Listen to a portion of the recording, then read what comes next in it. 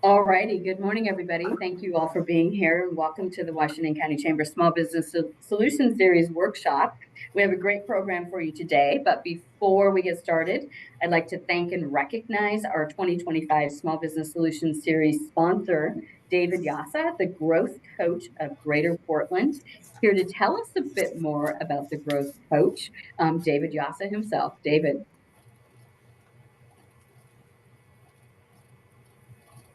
Sorry. No. The mute button, of course, it works against you sometimes. Thank you, Deanne.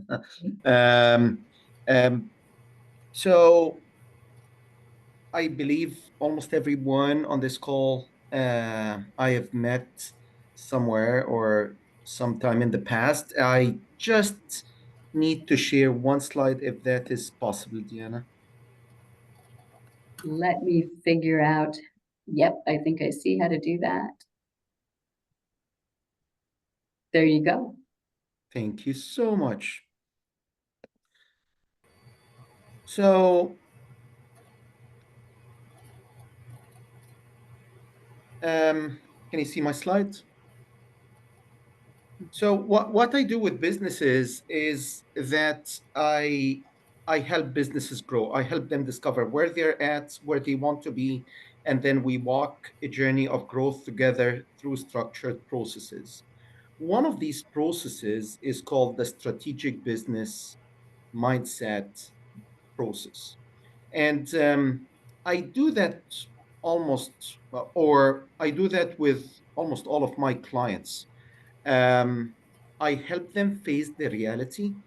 Um, we usually have two types of reality. One is our market reality, what we like telling people, and there is always the private reality about our business, the things that we choose to hide.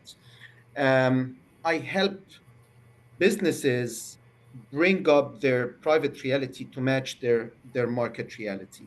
I also help businesses and business leaders know more about themselves, their capabilities, the capabilities of the business, and we help them capitalize on those capabilities, those strengths. Um, and this is through a process of self-knowledge. And when I say self-knowledge, it's not really individuals as much as it is the business, um, all of the business together. One more thing, I help businesses manage the relationships. There's no business without a relationship. Relationships between the business owner and the rest of the investors, or business owners and employees, business owners and referral partners, clients, and so on. The fourth part is lots of people talk about managing time. I talk more about managing priorities. Um, what is urgent and important, what's important but not urgent, urgent but not important, and not important and not urgent. And then we help the business redefine its vision and goals, because vision and goals should change based on where you're at. Again, that's what we do. We help businesses discover where they're at, rediscover where they want to be, and then we walk that journey through structured processes. Thank you so much, Deanna. Back to you. David, thank you so much. And I just would like to say that I know several chamber members that have worked with you and have reported really amazing results. So thank you very much for your sponsorship, and thank you for all that you do for our business community is truly appreciated. Thank you. So our Small Business Series Solution program this morning is focused on conflict resolution. We have a great panel put together by Kara Kazimba, dealing with negative reviews, angry customers, employee disagreements. So I'm very excited to hear this panel of experts joining us today. We have Kara Kazimba, owner and clinician with Ancora Wellness, Jake Mead, owner of Mead Agency and Associates, and Duncan MacArthur, Human Resource Specialist with Cascade AIDS Project, to address each of these areas of conflict. And I'll be moderating the panel this morning, and we will ask questions that will be for all panel members. Then we'll ask questions specifically for each panel member. And I just want to thank the group for putting these questions together. And also want to encourage you, if you have questions as part of the audience, raise your hand because I can't see the chat really well. So raise your hand and we'll absolutely get to you. We'll also make sure that at the end, we're going to end the questions for our panel at about 9:45 and allow opportunities for folks to ask their own questions. So if without any further ado, let's get it rocking and rolling. And a question for all the panel, and we'll go ahead and start in the order of which I introduced each of our panel members. So Kara, for you first, what is the most common conflict you hear in your field? Well, as a counselor, I tend to work with people who didn't necessarily have a white picket fence childhood. So oftentimes people are coming in and they didn't really have healthy boundaries or communication modeled for them. Maybe they're people pleasers or completely conflict avoidant. So I hear a lot of just like, hey, help me figure out how to manage this without me feeling like I'm being chased by a bear. Great. Jake, same question to you. What is the most common conflict you hear in your field?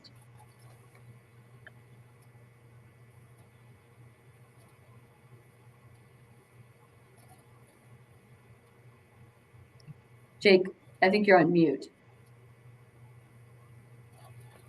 How about now? Perfect.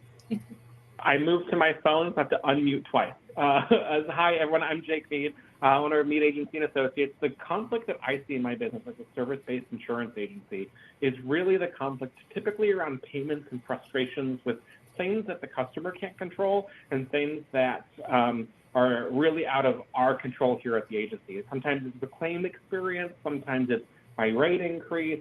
Being in a heavily regulated industry like insurance, it's actually out of my control. So 90% of the time, the things I can't control. So really it's being a bridge builder between what the customer's experiencing and navigating that. It's kind of sort of where my conflict arises as a customer base. Excellent. Thank you, Jake. Duncan, you are up. The question, what is the most common conflict you hear in your field? Yes. So right now at this current position, it's kind of mixed between two. I have a long history of working with unions, so there's always the conflict of the union versus non-union. What applies to one may not apply to the other. And then there's also a mixture of interpersonal questions, a lot surrounding accessibility, for instance.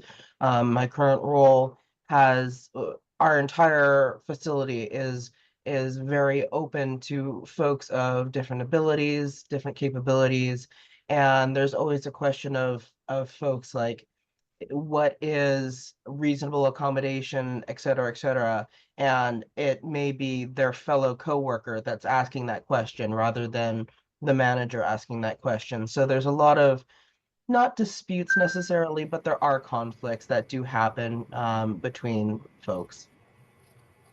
Excellent. Thank you, Duncan. Now we're going to go to the specific questions. And Kara, you are up first. How do trauma and past experiences influence how people handle conflict? I think this is so huge to consider in all of our different realms, whether it be manager, HR, or as a counselor.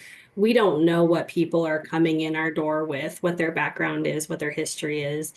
And depending on our experiences, whether we've experienced trauma, it could trigger us very easily into that fight, flight, or freeze mode, and make us view conflict as a way that that is very scary. So when people come to us with a conflict, I think it's always important to consider what we are doing. Is it going to amplify that fight, flight, or freeze, or is it going to encourage calm? And keeping in mind that, some people, because of their past, chaos is kind of the realm that they live in. And so they might just kind of exist at this higher level of activation. So always being mindful of what we're doing in that situation so we're not adding gasoline to the fire, so to speak. Kara, it's interesting. I've only ever heard the fight or flight. This is actually the first time I've heard the freeze. added to that. And can you just explain what that looks like? Yeah, so fight's very obvious, like you get up and you're ready to throw hands. The flight is running away. Your body thinks that's the safest way to escape the danger. Freeze is those animals in nature with the camouflage, where their best mode of staying safe is being completely still. And then there's actually a fourth one that's talked about a little bit less, and this is for the people pleasers out there, and it's called fawning, which is literally just kind of giving in to whatever's happening. And all of those, whichever one you tend to go to, because we have very little control over which one we go to, it's all our brain trying to keep us safe. Interesting. Thank you so much for that. All right, Jake, you are up next. What steps do you take when dealing with an irate customer who is clearly in the wrong? So I use de-escalation techniques such as saying, "I hear you. I understand what you're saying." If they're clearly irate, I take a step back and say, "Hey, I want to help you, but we need to be at a level playing field." Kind of meet them where you want the conversation tone to be. So you ask them, "I'm trying to be respectful of you." I ask the same level of courtesy. If they're truly irate and not listening, it's okay to take that step back and say, "Hey, you know what? How about, I think, you can come up with an excuse and say, I need to look further into this. Can I give you a call back?" Knowing you probably have the answer and the solution right there in your pocket, but you know that the customer's not going to hear you. You know that they're not listening no matter what. You could give them exactly what they're wanting, but they're not going to actually actively engage in that conversation and be appeased by that. So it's okay to say, "Let me look further into this. Can I get back to you in an hour or two? Is there a time that works is there I like to throw it out. Is there a good time not to call so I can call you and not call you in that window?" So for me, it's always about trying to, if they're a point where they're irrational, it's okay to exit the situation and come back when they've had a moment to calm down, because they're typically, as Kara said, like potentially in that fight phase, and they're not actively listening and engaging to a solution. Other than that, I like to use the Starbucks method: never say no, always say yes. And it's really hard to craft your verbiage and language around saying yes. And it's okay to say, "Yes, I understand, but this is the solution I have available today. What you're asking me to do is not, in my case, legal in a lot of cases because of how regulated insurance is. Due to rebating laws, I cannot give you what you're asking for. Rates are set at the state level and approved by the Department of Insurance. There is nothing I can do, but here are the options that are available." And it's okay. I believe not every customer is meant for your business. And if a customer at a certain point is to the point where it's not a good fit for you, you're not a good fit for them, it's okay to say, "Hey, you know what? I don't think this relationship's good for either of us. You're clearly not happy. What can we do?" In my space, if they want to stay with the brand American Family, I've got a few agents that I can transfer them to that I think, based off their needs list, I can get them to and say, this agent's going to meet your expectations and communicate in the way that you understand. Or it's okay to say, "Hey, you know what? I know outside of American Family, I know farmers agents, State Farm agents that I can connect you with that will meet your needs, because clearly I'm failing. I'm not meeting your needs, and I'm sorry. And for me, it's okay. Netflix has a rule that they're not for everyone, so I'm okay to say I'm not for everyone either." Jake, thank you so much. Great tips. And I think that old adage of, the customer's always right, when clearly we know that's not the case. But again, figuring out some tactics for how do you get out of that conversation. And I like the idea of saying, "Yeah, maybe this isn't the best fit for you." So thank you for that. All right, Duncan, you are up. How do I neutralize controversial conversations in the workplace? So even before you get to a conversation, you need to have been proactive. We all live in the Cascadia area. It's like saying, "Well, I haven't had an earthquake yet, so I don't need to prepare for an earthquake." It's the same thing in the workplace. You have to put in place, methods that you're going to handle these things before they happen. You have to have conversations with your employees, what expectations are, set those expectations before the conflict happens. So when you get to something like an interpersonal conflict, you have methods of saying, okay, let's step back and have a conversation. There's already trust built in. Trust is enormous when having these conversations. If the manager is coming in and they've never talked to any of these employees before, and they have like no basis of knowledge about how this manager is going to work, what's to be expected, how this conversation is going to happen, it's not going to work. So having that proactive nature and letting down like how conversations are going to happen. So it depends on the circumstances.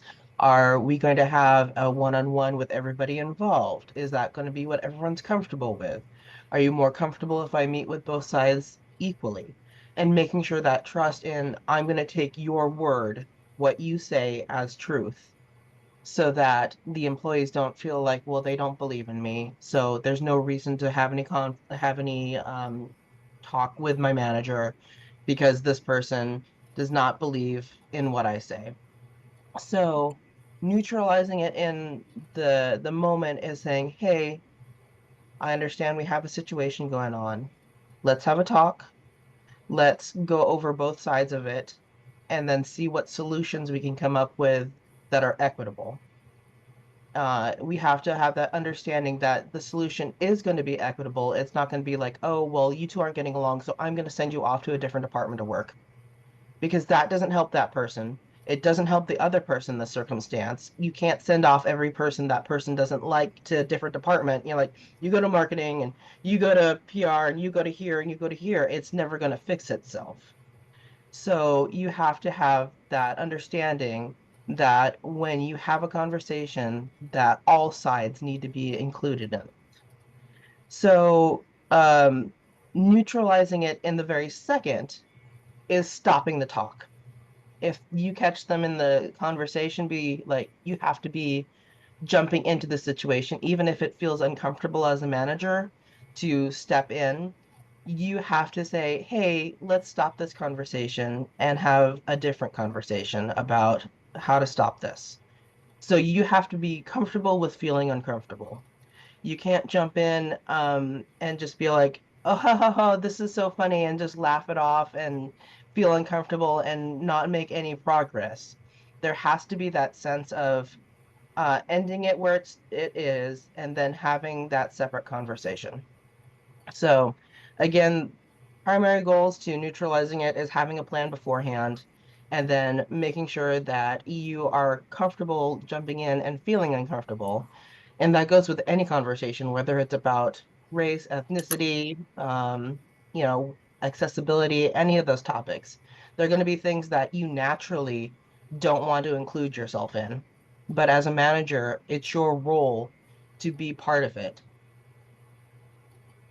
Duncan, thank you so much. Great techniques, and love the tie back to trust. It really does. Super important in this situation. Okay, so we're going to go back to a question for all of our panel members, and we're going to start with Duncan. And the question is, what is your favorite quick tip for communication conflict resolution? It's not much of a quick tip, but it's just the overarching idea, and that's listening. That's the most important part, being able to hear what both sides are saying and repeating it back to them. And you use phrases like, so what I hear you say is da da da da da da da, so that they know that they're understood. Excellent. Jake, you are next. Quick tip. A quick tip, always be appreciative of the business. Be thankful and grateful that they've walked in and asked you a question, that they entrusted you with that need in that moment. When that need arises again, or they hear conversation in their friend group or their network group, they're going to think of you because you potentially went above and beyond that little extra. Thank you so much for stopping by today. Have yourself a good one. Excellent. Thank you. Kara, what is your favorite quick tip for communication conflict resolution? Avoid the words always or never. when you're bringing up any sort of conflict, if you started off with making a broad sweeping generalization, it's immediately going to get the other partner on the defensive, and you're going to be fighting about that one time that they actually did take out the trash rather than the thing you're actually trying to achieve. Love that. And yes, I've many times, I've always caught myself saying always. So thank you for that. All right, we're going to move back to questions for panelists. And Jake, we're going to start with you. How do you balance the company's policies with customer satisfaction during conflicts? During conflict, for me, it's making sure the customer, in customer service, it's all about making sure the customer feels heard and saying, I understand what you're saying. Again, I feel bad because I'm so heavily regulated. It's like, I wish, honestly, for me, I can fall in I wish I could lower your insurance rate. I wish I can do X, Y, Z. I wish I could do what you're asking me to do. But what you're asking isn't available due to company policies or regulations. But here's the solutions that are available. Here's the tools in my toolbox that can get us to potentially a desired outcome. But maybe, I'll be honest with you, it might not be exactly what you want at the end. But these are the options available. Give the customer the option to say yes or no to what they need, and let them know that it might not be the resolution and solution they're looking for. And it's not like American Family Insurance has its own regulations. It's kind of it's an industry. So if they go out to another company, they're going to find the same limitations or regulations around it. Yeah, it's in the insurance space. If they make an exception, it's kind of the same with HR. If they make an exception one time for one customer based off contract policy, they actually have to make that exception for every customer. And it's not. The contract is the contract, and if they make an exception, they have to make an exception for everyone. And there's a reason why that contract exists, and the rate is the rate what it is because we didn't account for that exception. If we were to account for that exception, the rate would potentially be higher. Excellent, thank you, Duncan. The next question is for you. An employee brought to me a complaint about what another employee is posting on their personal Facebook page. How should I address this? So that's a tricky one because we are moving away from the companies overseeing people's personal Facebook or Instagram or things like that.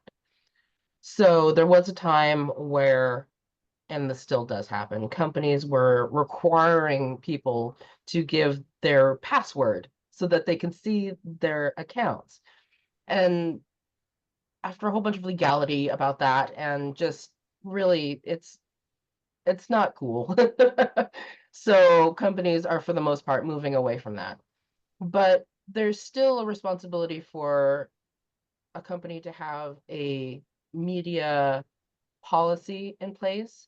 So if this employee comes to HR and says, this person is posting things on Facebook or Instagram or TikTok or what have you, and I don't like it, we have to piece apart, is this something that violates the policy?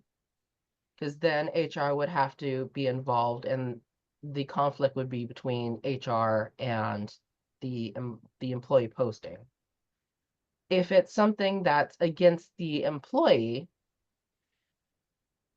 yes, there's sort of an instinct for HR to get involved because even though they're two human beings that should be able to settle their differences, because it's related to the company, especially if the company's named, then HR could jump in and say, hey, Bob, we noticed that you posted this on your Facebook. It doesn't meet our media policy requirements. Could you please take it down? The problem is if it is just one employee who friended this other coworker and doesn't like what the coworker is posting, unfortunately, there's little leg for anyone to stand on from the company side of it. HR can give recommendations to the first employee who is complaining and say, you know, I'm sorry that they're posting things that you don't like on there. I would recommend you just not friend your coworkers, which is generally a pretty good idea. You don't want to friend coworkers, and especially you don't want to friend management, because then management can see everything that you post on there. But as long as the employee posting is not doing anything against the company, there's not much that can be done from an HR standpoint. If it's bullying, I'm assuming we're saying if it's bullying between the two, then we can come in not from an necessarily media policy standpoint, but say, hey, you know, you're having this conversation about this employee online. I need you to please not post anything online about it. And then if there's any sort of bullying that happens in the office, then HR has legs to stand on. Social media is such a weird area right now where we have control and we don't have control. If there's bullying, I would say that just as a courtesy, we would say, hey, please don't post anything about work-related things, co-workers online. Because again, we don't have that leg to stand on when it comes to social media. But we do if it happens in the workplace. Now, I can't imagine that it would happen on a social media page for the company, but I'm sure stranger things have happened. But if that happens, then yes, HR can definitely jump in. Managers can jump in and say, hey, you can't bully a coworker on our webpage. But yeah, unfortunately, there's not much legality wise that we can do other than have a conversation between the two just informally. It's not something that would be able to necessarily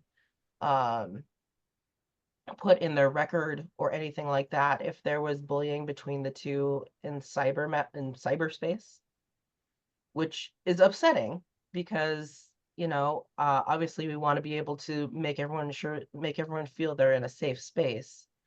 But that's why we have these media policies, is that we recommend people don't connect online so that there's not these circumstances like this, which is not a great answer, but unfortunately it's the case where there's only few places that we can jump in and stop the bullying. Duncan, I have a question about that. So if we're doing, and we have a personnel handbook that has a media policy, and it talks about, you know, racist language and bullying, you can't in that policy extend that to employees' personal social media, correct? Not really.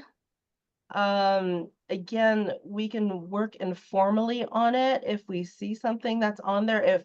So I've had people come forward and say with like a screenshot, like, hey, so and so posted this on their website or on Facebook.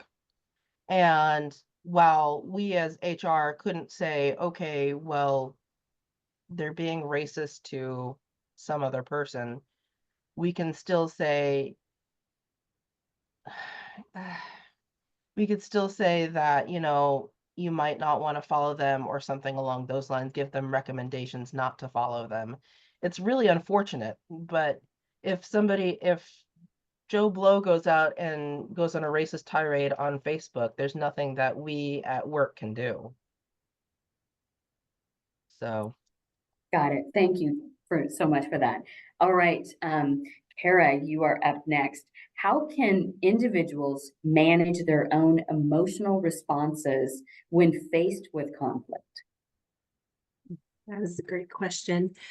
I think first off, being very aware of just your personal style when it comes to conflict. If you know that you're somebody that gets a little amped up, there's definitely some stuff that you can do during the process. And step one is breathing. So this is great for a couple reasons. One, calms down your nervous system, but we as humans tend to mirror each other.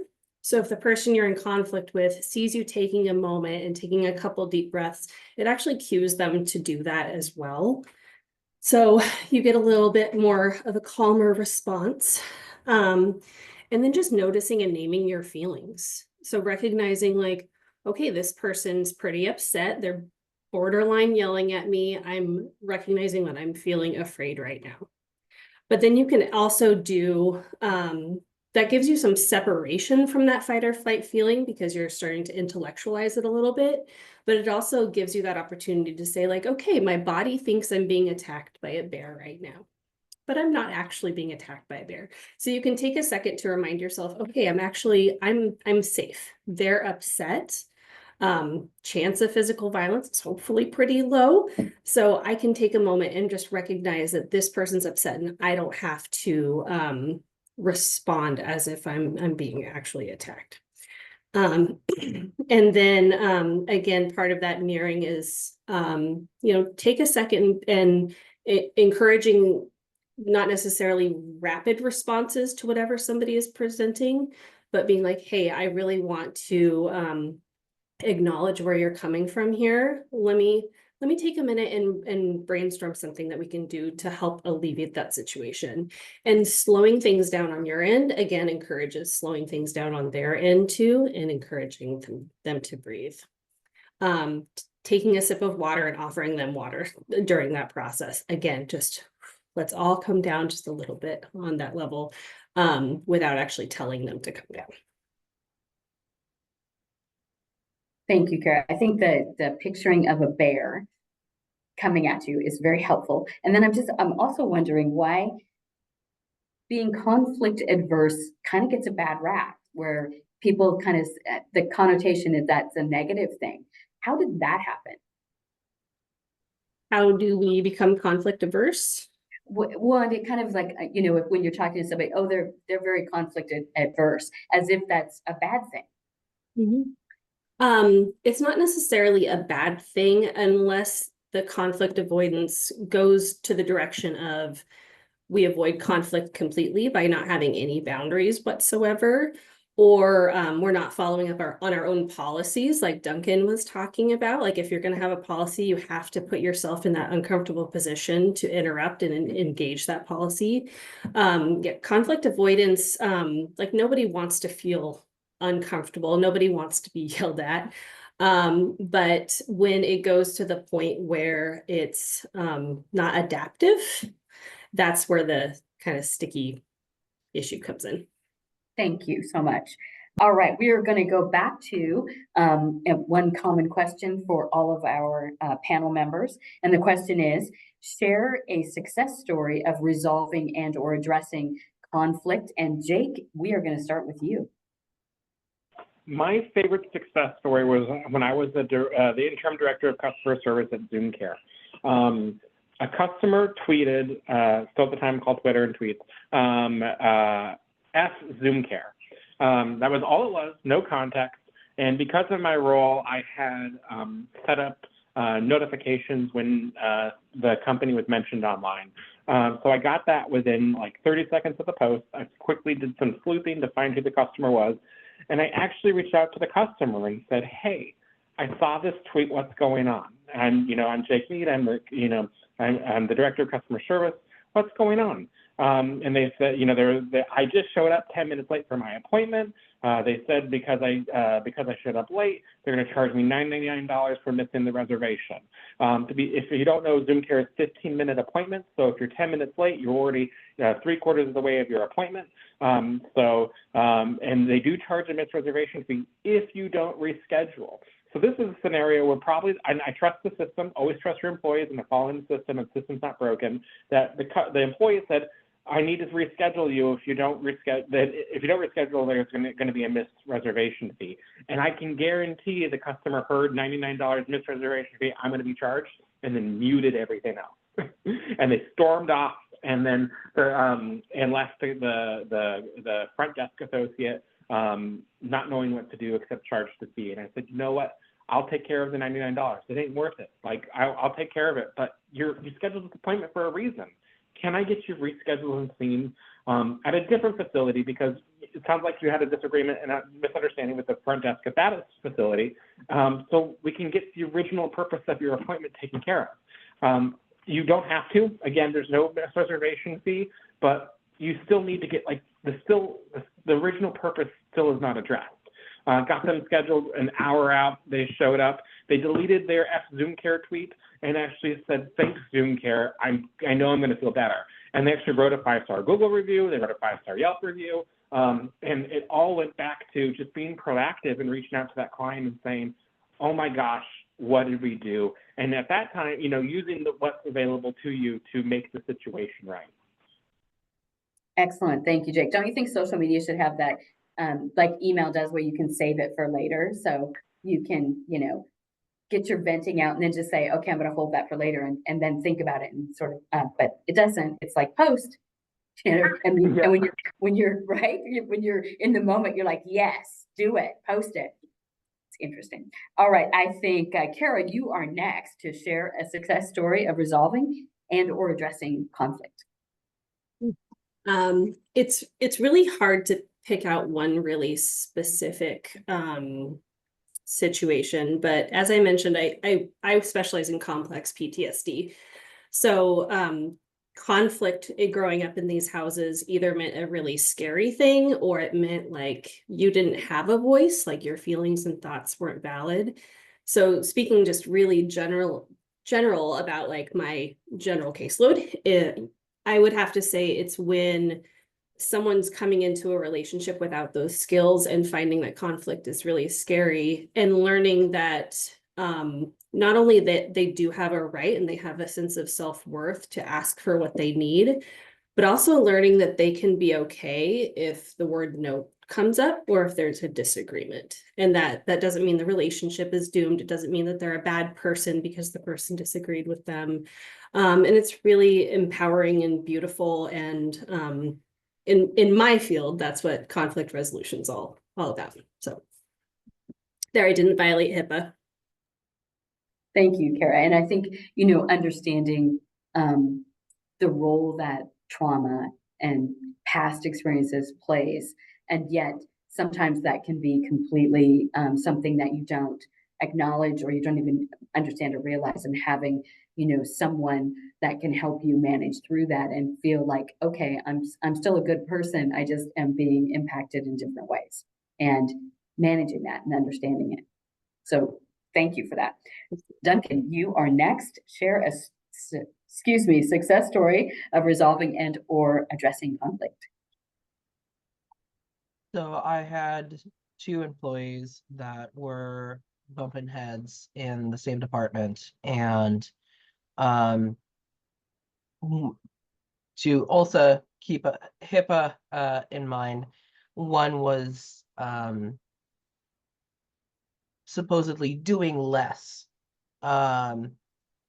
However, that person in fact had a disability, but they didn't want to come out with, well, they didn't come out thinking that telling others that they had a disability would be a detriment. So they were scared if they said anything that they would be treated differently. So this other employee, just thinking this other person was lazy, was complaining about them never getting their work done, never meeting the same standards, that they were holding everyone back. So I had a conversation with the person in question, not the one complaining, and said, well, how would you like to handle this? Obviously you're doing as much as you can, and, you are meeting the standards. You're not under, not doing the same amount, you're doing the same amount of work, but in this other person's eyes, they feel that you aren't doing as much because this other person was working overtime and da da da. I wanted it to start with the person that had the disability because I did not want to put them in a situation where they were outed if they did not want to be. So in conversation with them, they're like, well, there's other things I can do, and I don't mind them knowing that I have a disability. I just didn't want them thinking that's the reason I was doing less work, when in truth, they're doing the correct amount of work. And I said, well, it's up to you. We can handle this a couple different ways. I can always address the complaint without mentioning any of that, and that's fine, but this is your circumstance. We don't want to put you in a situation where you feel like HR is just not on your side.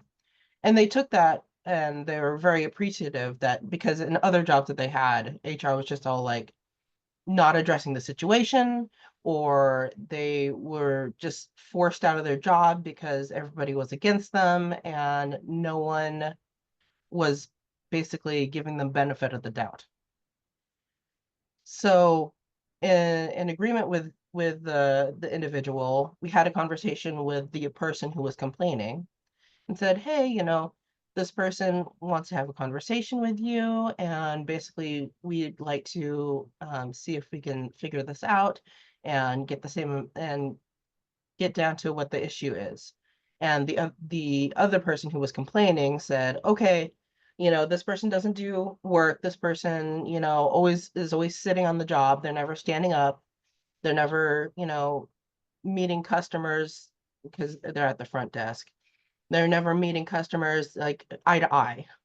And the other employee said, well, it's because I have trouble standing and I just want to do the same amount of job as you. And, I would appreciate, if I could get some help on some things. And once the other person realized that there was this, that the person needed additional help, suddenly they're the best of friends. They're like, oh, I can help you get things off the copy machine. I can help reach everything off the tallest of stacks. Whatever you want me to do, I can do it.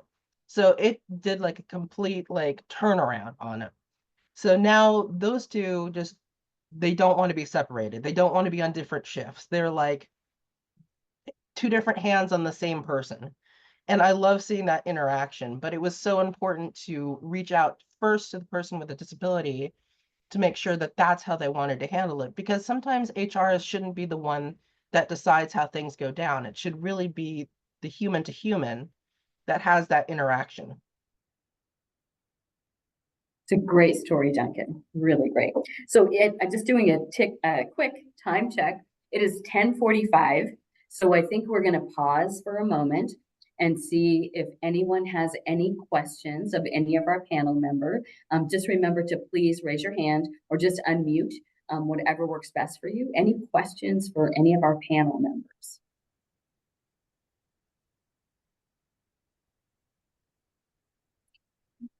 All right, folks, we are going to forge ahead.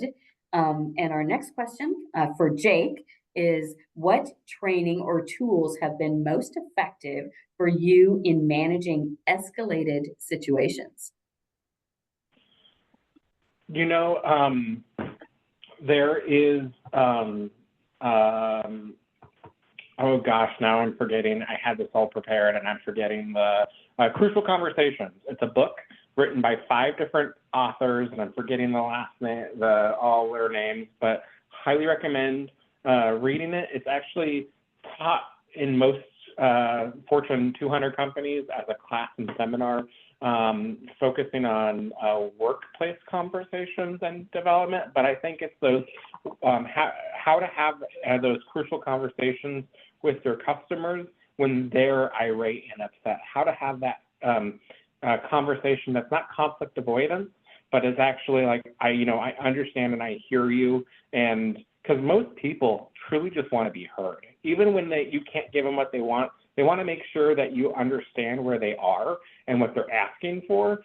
So, and then you can tell them no, because if you just tell me no, I'm going to be like, do you really understand what I'm asking? So Crucial Conversations is the book. There is a whole seminar package associated with it. I recommend the book itself, though. Excellent. Thank you so much, Jake. All right, Duncan, we're going to go to you next. How do you handle conflicts between employees and upper management, especially when there's a power imbalance? That is a tricky one, because in my world, usually the imbalance when it's higher management versus anyone below them, it's due to union. And union is not something that everybody has. Not everybody has a union that is working in their building. Um, so in the rare cases where it's upper management who may be having a, I don't know, little tiff against one of their employees, it's important to address it first with a manager. If the subordinate is bringing that to me, I should first, okay, let's back this up. So if the subordinate in this magical circumstance is the one bringing it up to me, I want to talk with them. I want to do all the fact finding. I want to make sure that I have all the dates and times that they're able to offer for whatever may have happened. Basically, do it almost like an investigation. And then once I have that, then I'll go to the management person in question and basically ask them questions like, you know, have you had any situations recently with X that have occurred? And do you remember saying XYZ to X? You know, get the information from them. And then go over basically, it really is an investigation and when it is management because of that power imbalance. Um, Basically say, okay, I have all these recorded times and periods where they say that this was reported, this was reported. It's great if I have other people that have also contributed into the circumstance. So if they have coworkers who have witnessed this, or if they have other people, you know, even customers, I've talked to customers before that have witnessed this imbalance, and then talk to the manager because it, as somebody in quote unquote power, you have a responsibility to be the better person. You are supposed to be the leader to show what actions are inappropriate and appropriate and model appropriate actions only. So if there's a circumstance where a manager is not acting that way, let's say they're forcing someone to work hours that, you know, they're not able to work, or they are using verbal like microaggressions or something along those lines. It's the responsibility of that manager to correct themselves. It becomes, whereas usually with a person to person on the same level, it's more of a conversation. When it's a subordinate and a manager, it's a question of the manager and whether or not they're able to do their abilities, because their responsibility, the reason they were chosen to be a manager was to model those good behaviors. Now, the first time it happens, it may be something along the lines of just a corrective conversation, just like, hey, you know, maybe you didn't notice this, but you're treating this person differently, and you can't treat them differently. But if it's a repeated thing, this definitely becomes a matter of performance issue. So I always hold my managers, my, you know, even the executive team to such a high standard because that's how they got to that level, that they're not supposed to be showing these behaviors. Excellent. Thank you, Duncan. All right, Kara, back to you. How can someone effectively communicate boundaries during a conflict? Well, I have an absolute favorite tool that I utilize for boundaries. It's an acronym. Counselors love acronyms. I put it in the chat for everybody. But the goal of this acronym is to keep things really specific, getting judgment out of it and being really kind of mindful of our own experiences. So the acronym is Dear Man. And first off, we're focusing on just like, what is the situation as if a fly was on the wall? because when we're bringing our own feelings and beliefs and thoughts into the situation, we might add a lot of judgment to how we're establishing that boundary. Like, hey, you're leaving the kitchen a mess, right? That has a flavor to it, right? And it immediately puts the person on the defensive versus, hey, I got home and there's dishes in the sink, right? That's pretty objective. And then the E is express. That's where we have to tap into those feeling words, guys. And I can send out a feelings wheel chart if you guys need that. But how does that actually make you feel? Especially when there's some sort of relationship buy-in, it's a partner, it's a colleague who cares about you. They want to know how their behavior or what's happening is impacting you. So you put in your feeling word. I feel really overwhelmed or stressed out. And then the A is your actual ask. So being specific with that, and it would be great if by the time I was making dinner, the dishes were out of the sink, right? So it gives a time frame. It's very specific. It's not just clean the kitchen, because everybody has a different definition of what that looks like. And then the R is reinforce. We are all inherently selfish creatures. What is our buy-in for this situation? If the kitchen's clean, I can start cooking dinner a lot faster. And you might need to express what that buy-in is to the other party. And please apply this, dear man. I like using this kitchen analogy because it's easy. The M stands for be mindful, which is literally just stay on the present conversation. So it's not time to also bring up that the laundry isn't folded, right? Stick to one argument at a time. A, appear confident. This is one thing I work with recovering people pleasers on a lot. If you're going to ask for something, just ask for it. When you add in the if it's okay, if you have time, if you're not too busy, I would really like it if you could do this, please, right? Just say, I need the dishes done, or I need you to stop that behavior. That way there's no confusion about what you're asking for. And then the N is negotiate. And in a conflict, you kind of get to decide where that line is for whatever role you're filling at that time. Maybe there's no negotiation. Maybe it's a hard and fast, like, hey, you don't get to speak to me that way. Dead stop. But maybe it's if your partner comes back and says, sorry, things went sideways. Can I do the dishes before we go to bed? If that works for you in that moment, you can say, sure, but can we try not to make it a regular thing, right? So kind of figuring out ahead of time and where that line is for yourself while still appearing confident. That's a little bit of a challenge, but so that's my absolute favorite tool for people to keep in mind. You don't have to follow it like verbatim, but it is a really good structure for reminding yourself like, okay, I need to stay really objective in this situation, express my feelings, and just make the freaking ask. Kara, feelings wheel, yes, please. Love to have a copy of that. Any final questions for our panel? Now's your time. Raise your hand, come off mute. Any questions, comments? Just outstanding conversation today. Really thank you so much, Kara, Jake, Duncan. Really, we could do a couple more hours on this. So like to consider at some point in time, coming back and sort of maybe making sure we get through all the questions and looking at conflict continuing, because it doesn't go away after we have this panel. I'm sure we're still going to be faced with conflict, but really truly appreciate all of the time and effort that you put into this. Sorry. Real quick, Absolutely. if you have one employee who's complaining about the way management might be treating another employee, but we cannot share the specifics of what's happening with that other employee, how do you show respect for the individuals who's bringing the concerns and saying that we are addressing it? However, it's due to privacy issues, we can't discuss other employees' situations. What's the best way to show respect, not only to the complaining individual, but also to the individual who's involved with the conflict that we're working through?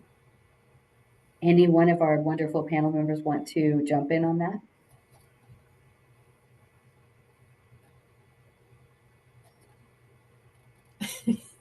If you allow me, Deanna, I think one of the ways, Anna, is to just say it. We did. Start with what you just mentioned, which is, your concern is valid. It's important to us. We have a privacy policy in place that does not allow us to discuss other employees' Yes. matters with Yeah. you, and then start addressing some of the concerns away from that other employee. And We in did, your but they still. situation, is the employee that's asking management has the person being, I was just assuming, bullied or mistreated, complained as well, or is it just like third party? You're being looped in.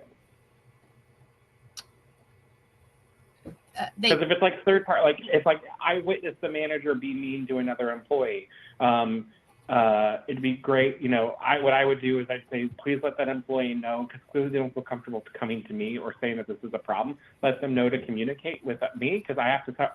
I can't hear it third hand and make action on that. So let the person who's been affected come to management, but then also potentially add it in your next recap of that employee who was affected, to say, hey, how's it going? And maybe like without ratting out the employee who said you got bullied or whatever the conflict might be, you can dance around the subject to see if it was. One thing a motto I have this year is don't care more about an issue than the person who affects cares about it. So it might be a situation where someone witnessed it and then like water off a duck's back that didn't affect that person, the affected employee, as if that makes sense. Yeah. Part of it was a disgruntled employee that left. But yeah, it was around a COVID situation. So, but anyways, I just wanted to be respectful of both parties. Why you would want me to protect your privacy, I am not going to discuss your situation with other employees in the facility as well.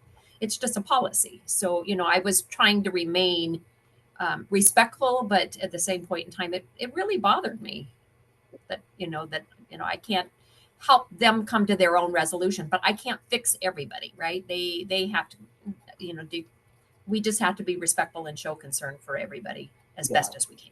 And I think you phrased it just right. I mean, in like a worst case scenario, so like if let's say there was an instance of sexual misconduct and somebody witnessed it and reported it, I'm just saying as an example, and then they came to you and said, hey, what's going on with that investigation? I would say the exact same thing you did. So it sucks that you can't give them more information because they're left out hanging. They don't know what's going to go on. But even in that circumstance, you can't say more because you are protecting them. And that's why back before, when I mentioned trust being one of the first things to build, that's so important, so that they know that when you say it's being worked on, they know that it's being worked on. Excellent. Well, I would say virtual applause to our wonderful panel today. Thank you all so very much. And I also want to thank David Yasa again for sponsoring the Small Business Solutions Series. And a reminder also, our next one will be on March 19th at 10 a.m. And we'll welcome Ken Vreed with Little Bird Media Solutions to discuss the state of traditional marketing, print, radio, TV, and mail. Mark your calendars. We will see you then. Have a great rest of your day, and thanks again for joining us.